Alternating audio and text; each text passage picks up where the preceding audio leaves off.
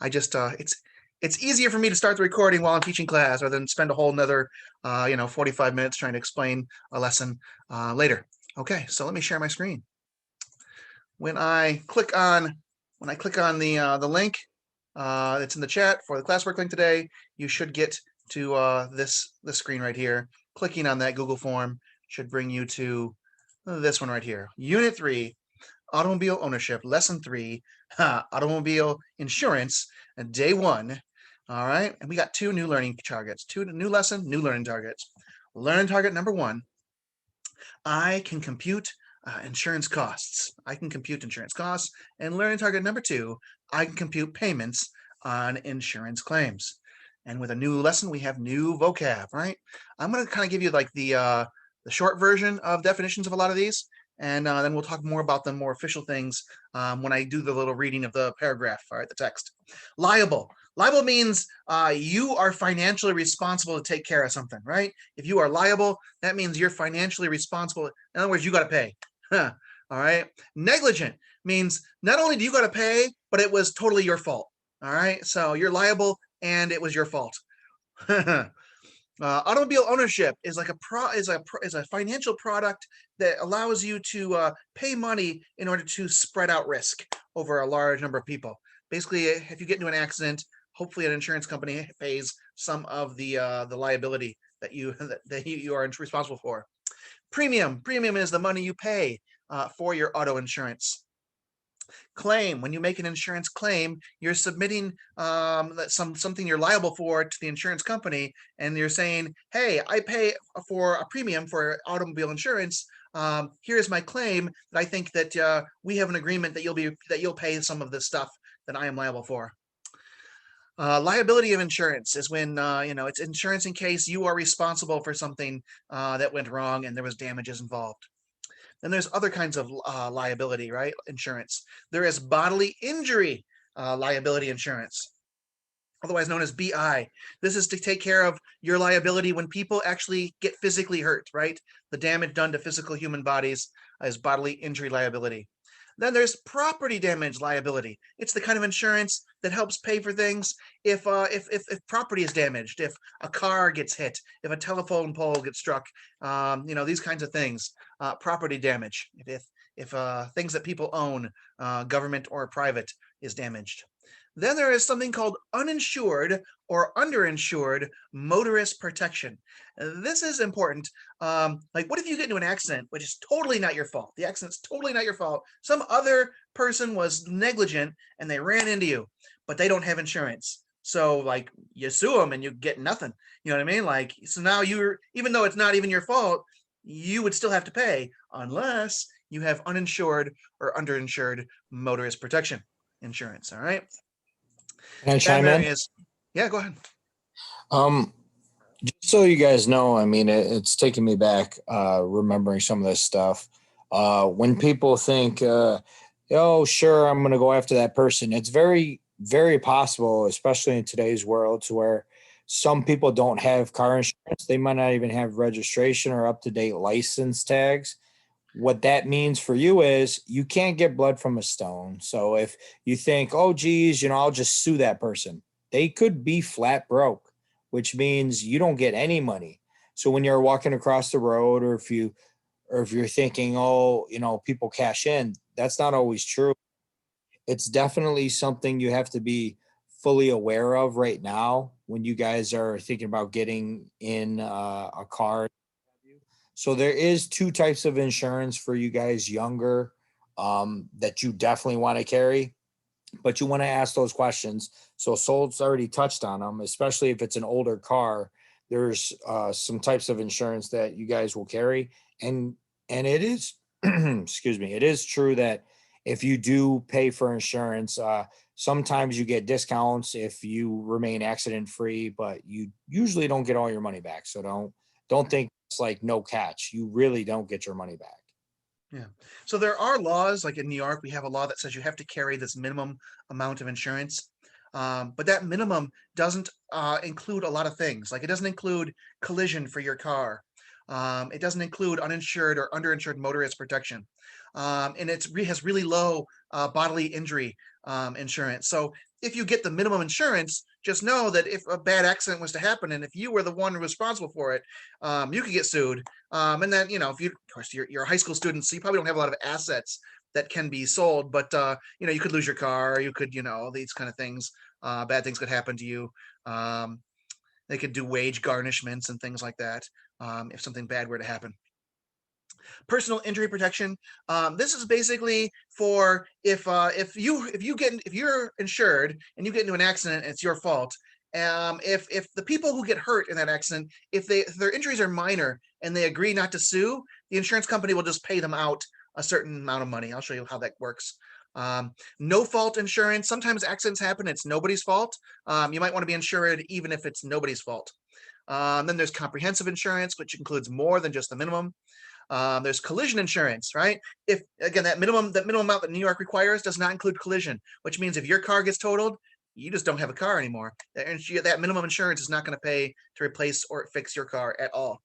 Then there's car rental insurance. If your car needs to be fixed for like 2 weeks at the at the shop, at the collision repair place, then while your car is being fixed, the insurance will pay for a little bit of car rental for you so that you can still get around in a rental car.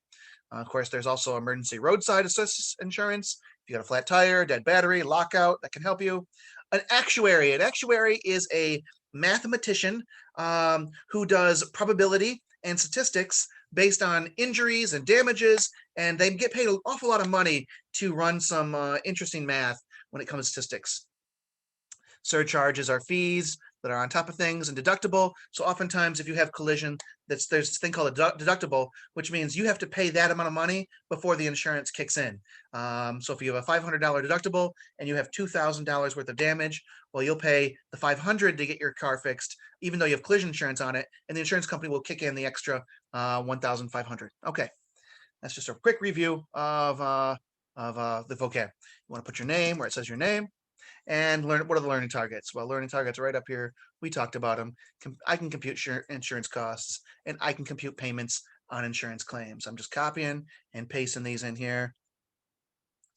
Easy peasy lemon squeezy. Little control V, little control C, little control V. All right, all right.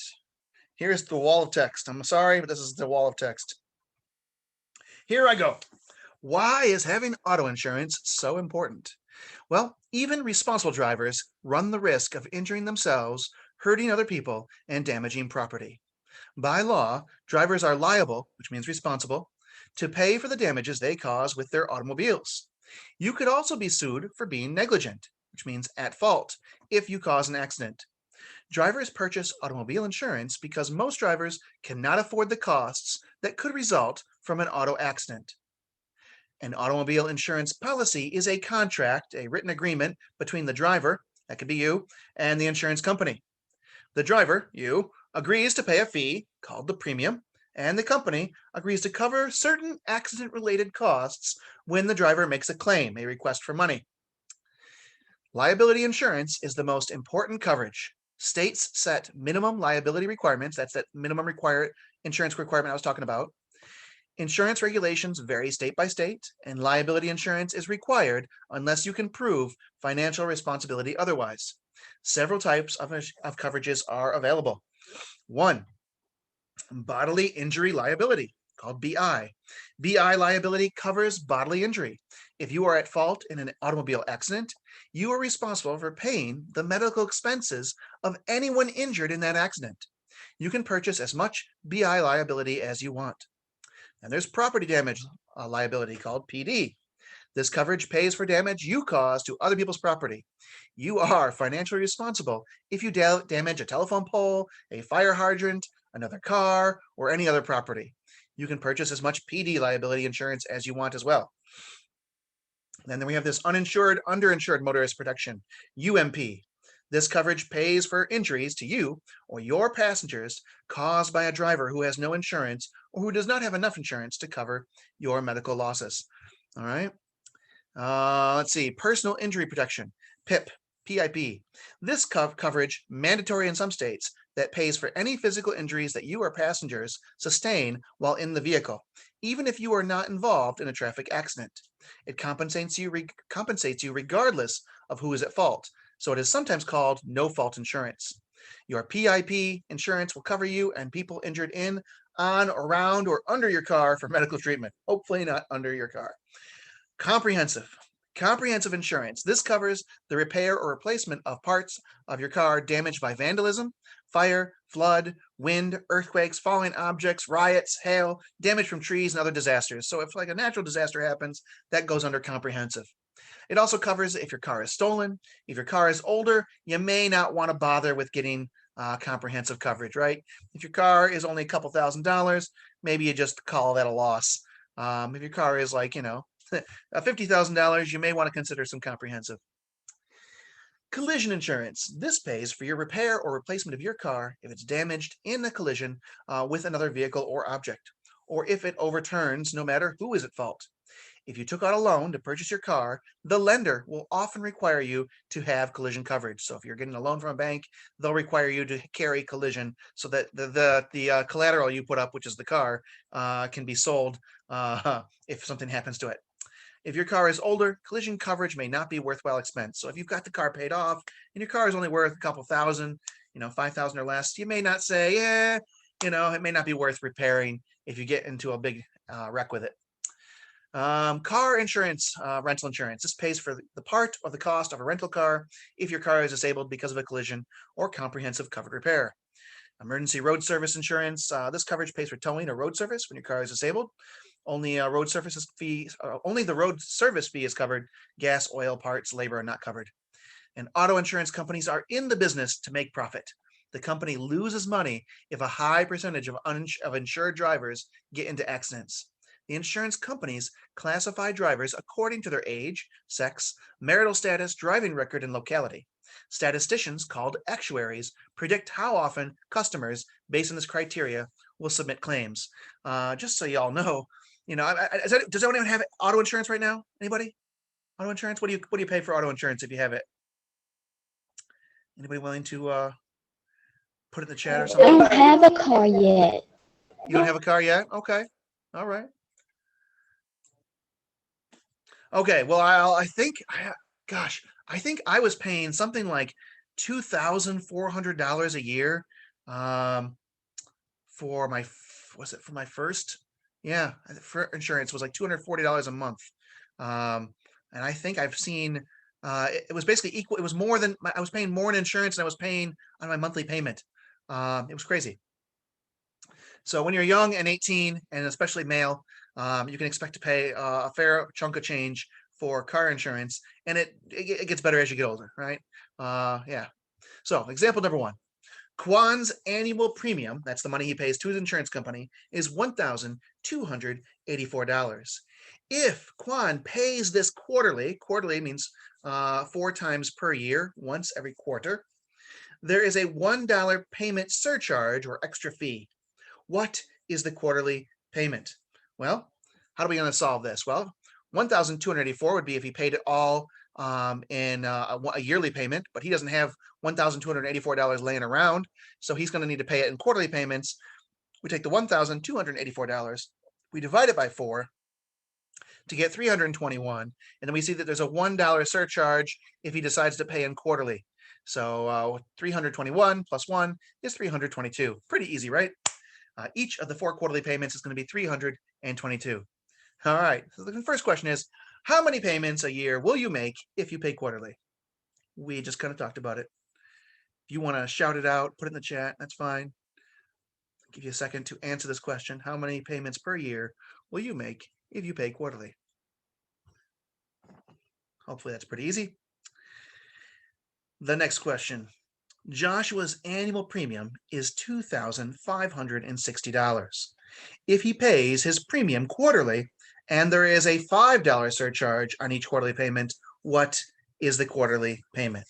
Let me give you, I don't know, a minute, 30 seconds to kind of think this through, and then I'll talk about it.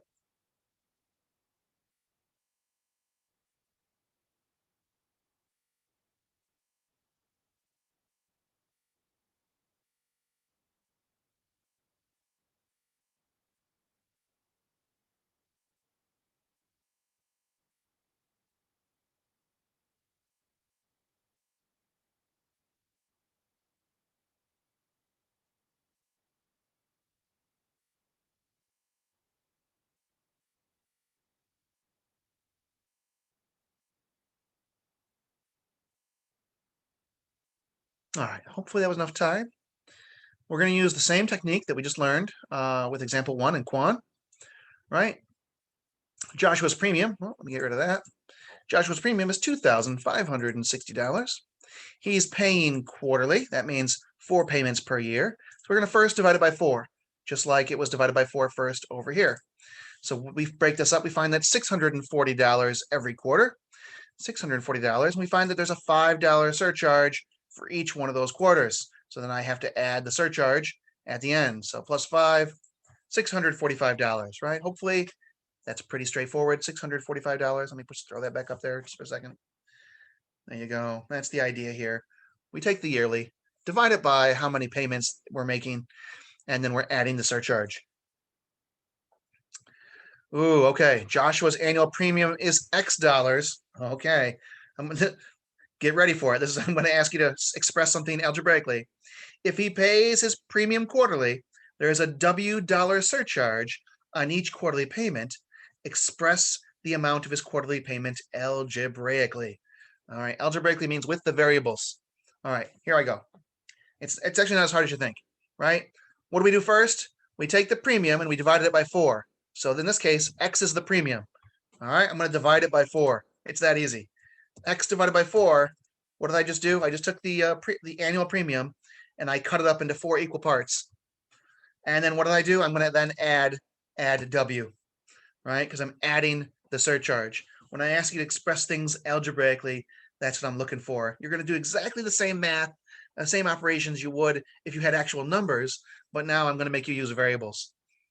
And why is that important? Well, if you can express things algebraically, then you can, write all sorts of interesting spreadsheet formulas and code because, as the variables change, your outputs can change. All right. Ooh, I don't know if I like this question because I didn't prime you for this. Well, the question is, how many payments will you make per year if you pay semi-annually? Any guesses? Semi-annually?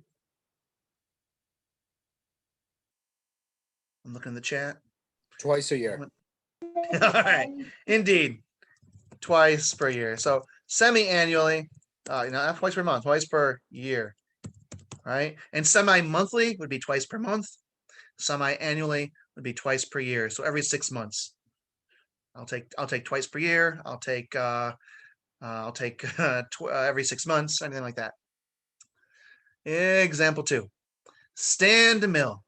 Stan DeMille has $25,000 worth of property damage liability insurance. Okay, that doesn't mean he has $25,000 in his pocket. That means he's insured up to $25,000 in terms of property damage. All right. Stan DeMille caused an accident that damaged a $2,000 fire hydrant and did $5,600 worth of damage to another car. How much of the damage must Stan pay? Well, first we're going to find the sum of all the damages, right? All right, we add the $2,000 with the $5,600 of the damage to the car. So the hydrant plus car equals $7,600. Well, guess what? $7,600 is less than $25,000. So guess what? His insurance company is going to end up paying for all the damages and Stan will pay for nothing. Notice this is $25,000 coverage per accident. Okay, so Stan, in this case, he doesn't have to pay anything. His insurance covers the damages. However, let's say Stan got into a different kind of accident, and this time he does $30,000 worth of damage. Well, in that case, he only has $25,000 worth of property damage liability insurance, which means the insurance company will kick in the first $25,000. But if he did $30,000 worth of damage, Stan's going to have to pay out of pocket another $5,000. The insurance company stops covering him once he gets into an accident where it goes over his property liability insurance. All right, just so you understand how that works. Stan gets away from it. Now, even if Stan doesn't have to pay anything here, his insurance might go up. His premium that he pays might increase by, between $10 and $50 a month, or something like that. A couple $100 extra a year, because now the insurance company's like, whoa, Stan might not be a safe driver. All right, Tariq. Tariq ran his car into a telephone pole that had a bicycle leaning against it and the bicycle was also damaged. The pole will cost $6,700 to fix, and the bicycle will cost $400 to replace. And there was $4,600 of damage to Tariq's car. What is the amount that can be claimed under Tariq's property damage liability insurance? And I want to warn you that I put what's called extraneous information in this question. We're only talking about property damage liability insurance. And let's just remember, what does property damage cover? Property recover covers the damage you cause to other people's property. The damage you cause to other people's property. Let me give you some time to figure this one out.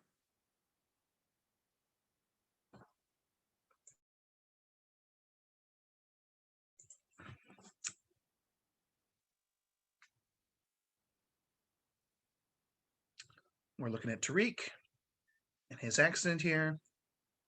What is the amount that can be claimed under Tariq's property damage liability insurance?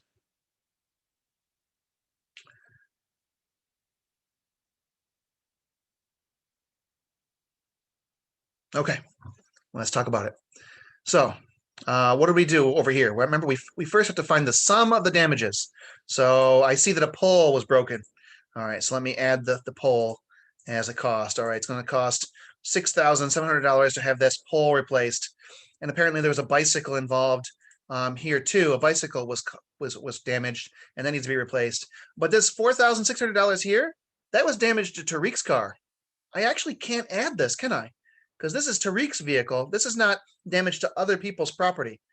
So I gotta stop there, right? So $7,100 is the amount that Tariq can claim on his property damage liability. Now, if Tariq also has collision, that can the value that was damaged done to his own car could be covered by collision, but not under property damage liability.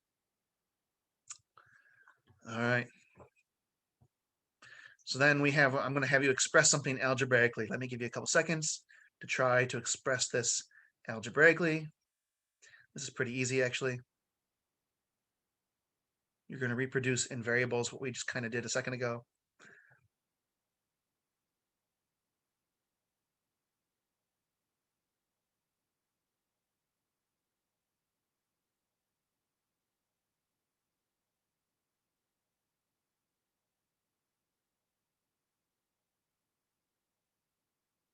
All right, well, I hope you tried this on your own.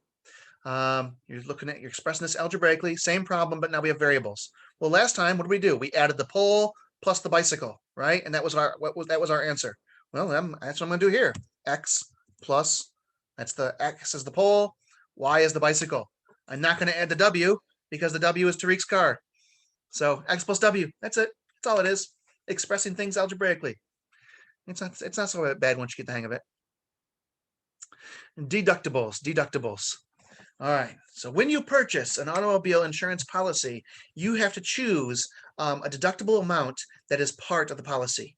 The deductible is the amount that the policy owner must pay before the insurance policy pays any money, okay? Once an owner has paid the deductible amount, the insurance company pays the rest of the cost to get the repairs done.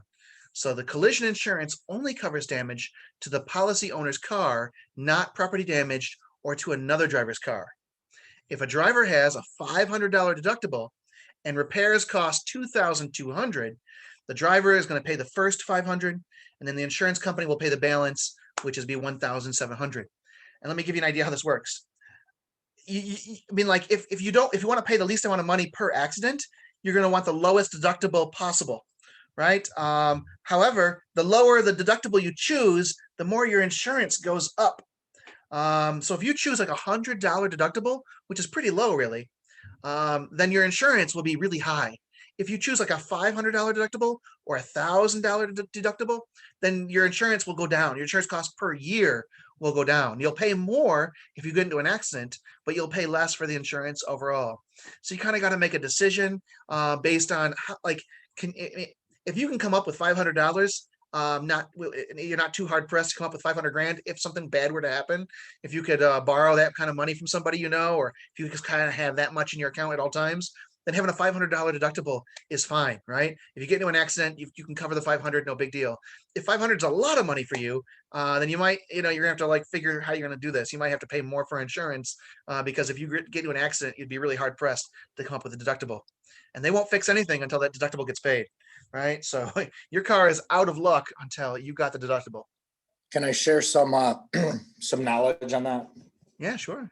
real quick? When you're younger, you're more inclined to get a higher deductible.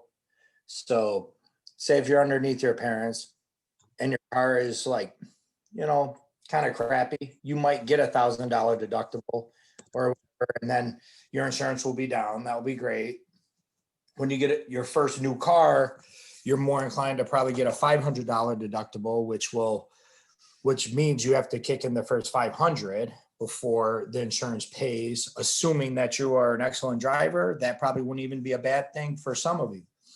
Then when you get to be in my age, you start realizing, well, geez, if I just throw an extra $40 a month at this, for a $250 deductible, that might be the way to go when you get older. So then you're not paying more later in case there's an accident on your car. Depending upon how old your car is and your age and your risk, you can make all those decisions. So don't think that you get locked into one deductible. You can get it lower.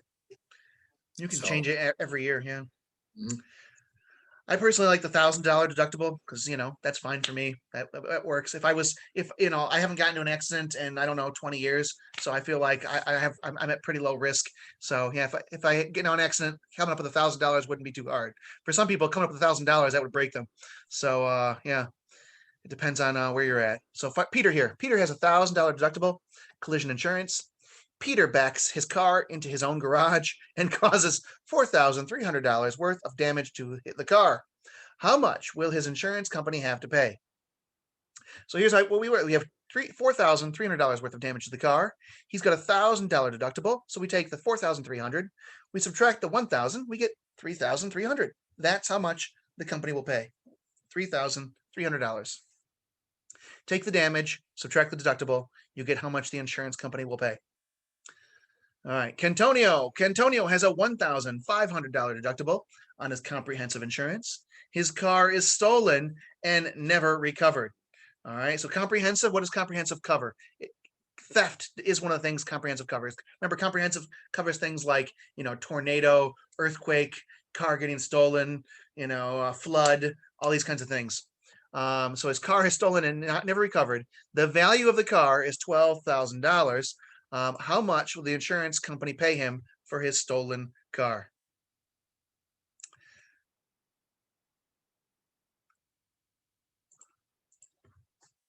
Just going to give you some time, figure this out on your own. You're going to want to do yourself the favor of trying to do these on your own whenever possible. This helps you get into the mental flow of things so that when we have day 2, where it's like not supported as much, you've had the practice of trying some of these.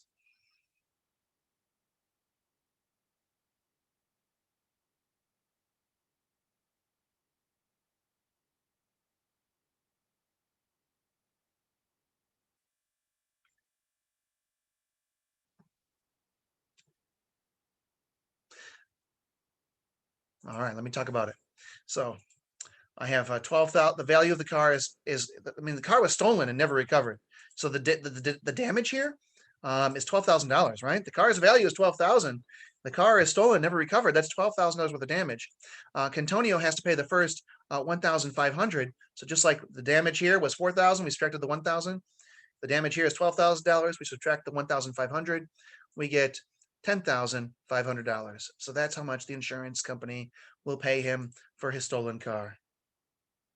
The next question is going to have you ask this. It's going to ask you this to say this algebraically. Okay, well, remember what we did? We took the value of damage to the car.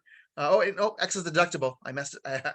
I got to do Y first, right? Because we took the damage to the car was what we took first, and we subtracted the deductible, right? So it's just Y minus X. I know sometimes students freak out when I say express this algebraically, But once you get the hang of this, it's really not so bad. You're like, well, what did I do over here? Oh, I got to reproduce that just with variables instead of numbers. All right. Y minus X, the value of the car minus the deductible. That's how much the insurance company will pay him, expressed algebraically. All right, bodily injury and property damage.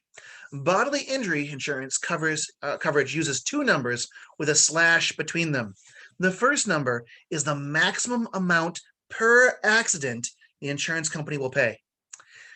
All right, in thousands of dollars to any person who is hurt and sues you. This is important. Sues you to due to your driving negligence.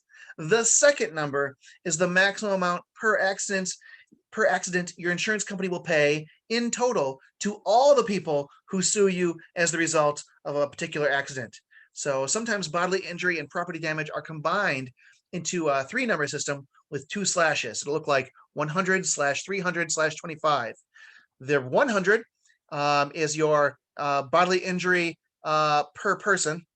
You know, the 300 represents $300,000. That is total amount you're getting charged, sued for per accident, and the 25 represents $25,000 of property damage insurance.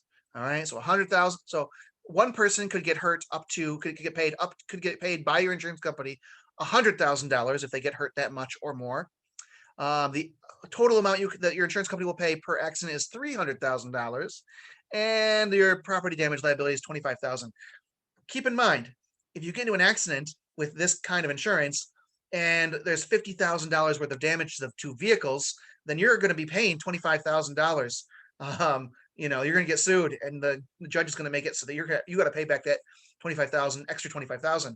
If somebody gets hurt, and let's say someone has $200,000 worth of medical injuries.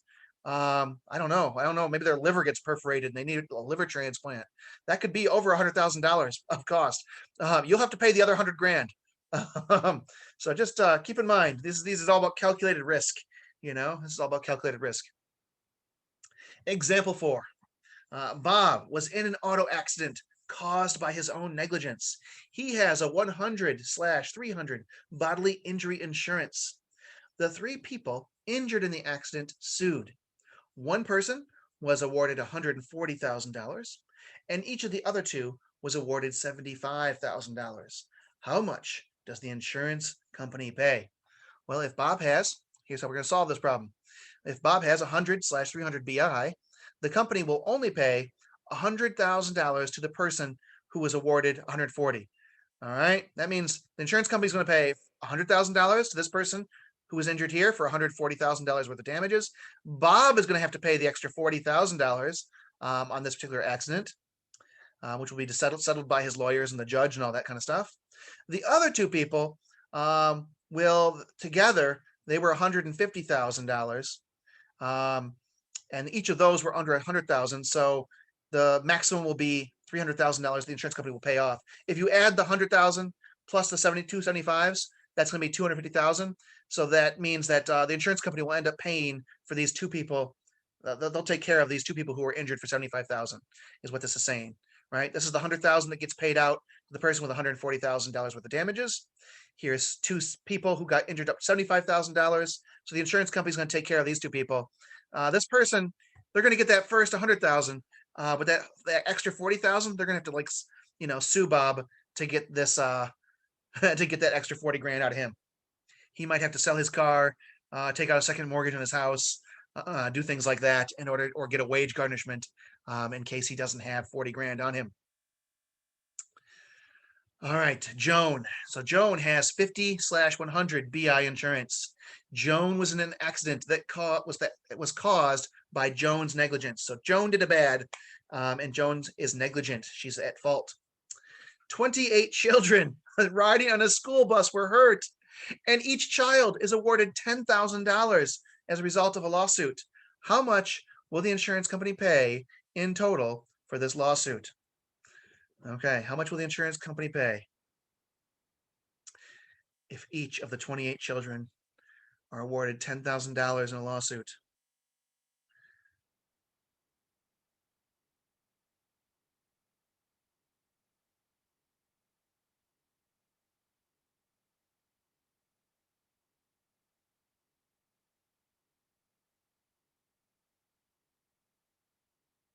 All right, let's talk about it. Hope you're trying these on your own. Okay, so Jones, let's see. Nobody, if each kid gets, each child gets $10,000, then none of the claims were over $50,000. So we don't need to worry about the 50,000. This 50 represents that the insurance will pay nobody more than $50,000 for damages for bodily injury. But this 100 says the insurance company will not pay anyone more, will not pay more than $100,000 worth of damages for any one particular accident. So we have 28 children on this bus. Woo! 28 children on this bus. Each one of them gets 10 grand. Oh, each one of them gets 10 grand. That is $280,000. The insurance company is gonna be like, well, we've capped this off at 100 grand. So how much will the insurance company pay in total? The insurance company is only gonna pay $100,000, right? That's the maximum the insurance company will pay for Joan. Joan is gonna have to pay the other $180,000. I hope Joan is rich because Joan's in trouble. Joan probably should declare bankruptcy if she's like me. Woo! Yikes. Yowza. I don't know. Maybe she's got it like that. All right. Desmond, no relation, has a policy with 50/150 bodily injury, $50,000 of property damage insurance, and $50,000 in PIP. I don't know if we talked about PIP. PIP, personal injury protection. I'll talk about it now. Okay, so he's got 50,000 in PIP. Desmond causes an accident in which 7 people get hurt in a minivan, and 4 people in Desmond's own car gets hurt, and Desmond himself gets hurt. Well, apparently the 11 people who are hurt have minor injuries, and they end up not suing Desmond. The total medical bill for all involved is $53,233. How much insurance does the insurance company pay? Well, Desmond is going to be covered here by his PIP, personal injury protection, which has a limit of $50,000 per person per accident. So this PIP covers per person per accident, and it only kicks in if the people agree not to sue you or your insurance company. All right. So this PIP thing kicks in $50,000 max. So if a person has like $50,000 or less in damages, it just makes more sense for them to take the PIP because the insurance company won't fight it. They'll be like, you know what, personal injury protection, boom, here's 50 grand or whatever damages you claim, as long as it's under 50 grand. If it's over 50 grand, you're going to have to sue them in order to get try to get more, right? If they get more than $50,000 worth of damages, they're going to want to have to sue in order to get more, which means that the insurance company will still only pay 50 grand to that individual person, but they could come after this particular Desmond, no relation, for the additional money. So Desmond is going to be covered by his PIP, which has a limit of $50,000 per person per accident. The PIP takes care of medical payments without regard to who is at fault. The company pays the entire $53,233 as long as no individual request is more than 50 grand. Notice that bodily injury numbers were not relevant in this scenario. So we didn't even have to worry about the bodily injury numbers because everybody was covered by PIP, and nobody sued. Okay, Pat. Pat has 50/100 bodily injury liability insurance and $25,000 in PIP, personal injury protection. Pat gets into an accident due to her own negligence. In the accident, 12 people are hurt with minor injuries, and they do not sue her or him. I don't know.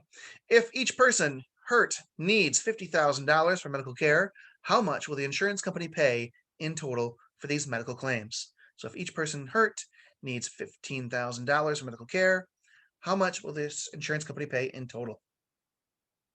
Let me give you a couple seconds to figure this one out.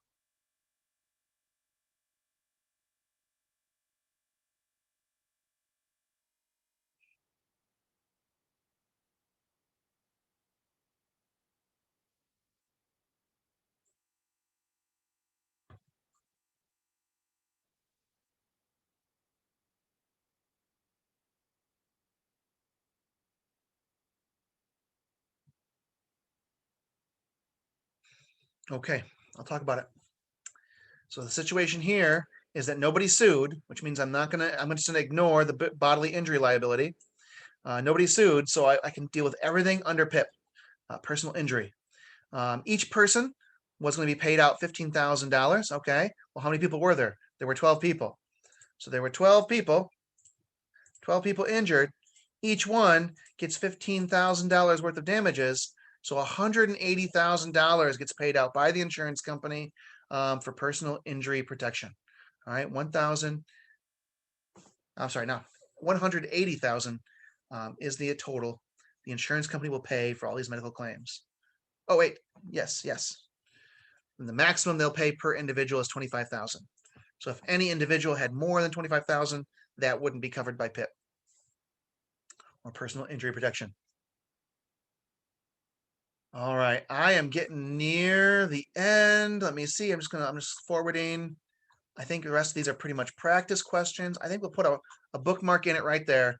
Put a bookmark in it right there. We will pick the rest of these up on Tuesday. Yeah, and then Thursday will be day 2 of this, and then Friday will be a day off. Friday will be catch up on anything you're missing, whether the day 2 stuff or whatnot. All right, so I'll stop sharing here. I'll stop the record. Anybody got anything for the good of the order?